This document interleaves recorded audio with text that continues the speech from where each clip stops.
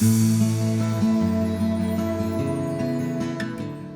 name is Garvey, and I am a resident at the Orchard Starkville, where I lead worship and other things. I think the church, and I think this is unintentional, but I think the church fails at giving single people value. I think the church puts a lot of emphasis on marriage, which isn't bad. Marriage is great.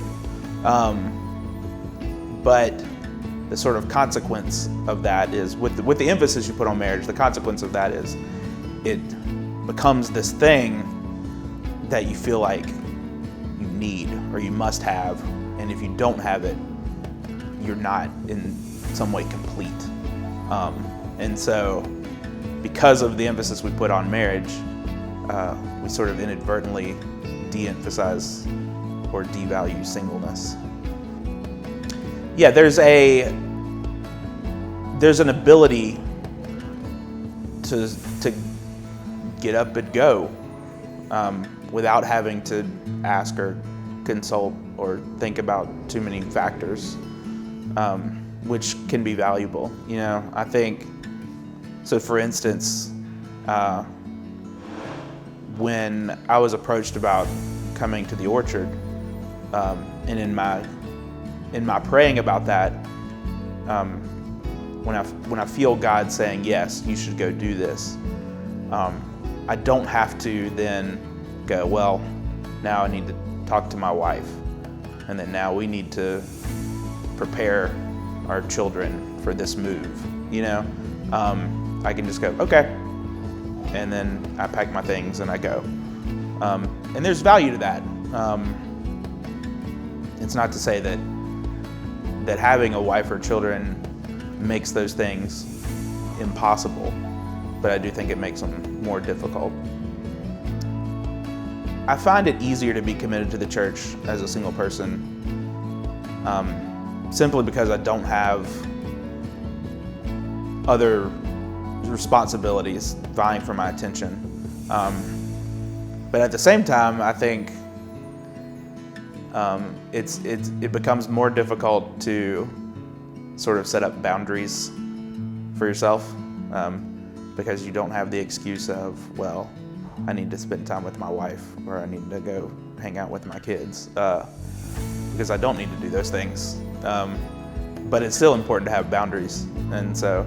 But on a whole, I think it's easier to commit yourself. Loneliness is, I think it's a struggle that, I don't think that it is a struggle that is unique to single people. I don't know that I necessarily have words of wisdom for it. I struggle with loneliness a lot too. I think for me,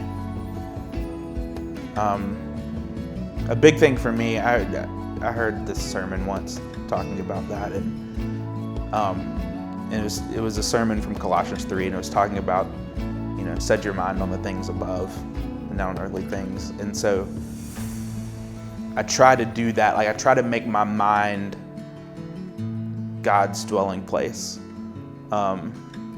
And that doesn't mean that, and by doing that, like, I'm thinking of, rather than dwelling on my loneliness, I'm thinking of, I'm thinking of the things of God, of being with God. I think a lot about the end of Revelation, when it talks about us being in the new heaven and there being a place of no more crying or tears or suffering or pain or bloodshed. I think about that a lot. And I have a lot of hope in that.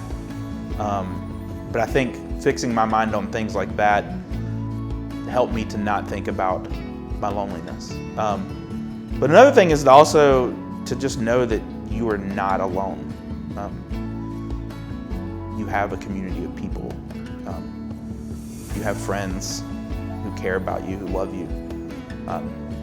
You have a family who cares about you and loves you. You have a church who cares about you and loves you. And they can help you with loneliness. I think if you think that having a spouse or a significant other is going to cure you of your loneliness, I think you're in for a rude awakening. Once you gain a spouse or a significant other, I think you're going to find that loneliness is still there and can still creep in. So don't look for that to solve it.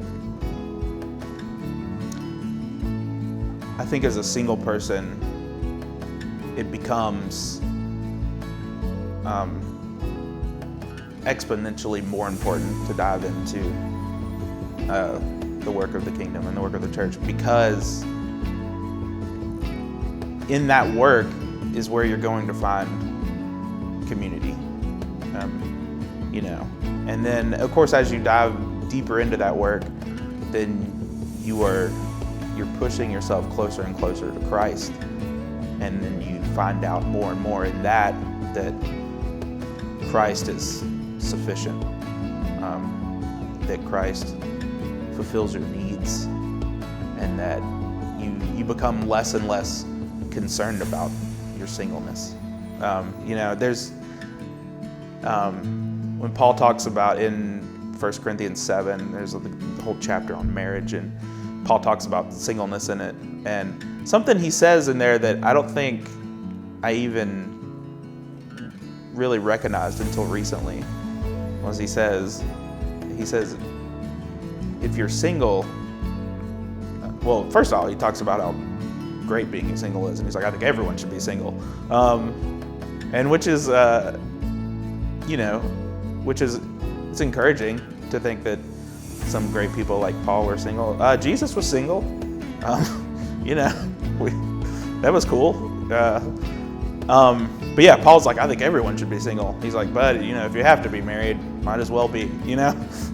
But he says, if you are single, don't seek marriage.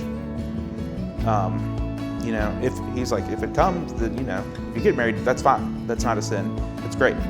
But he says, don't seek it. And I feel like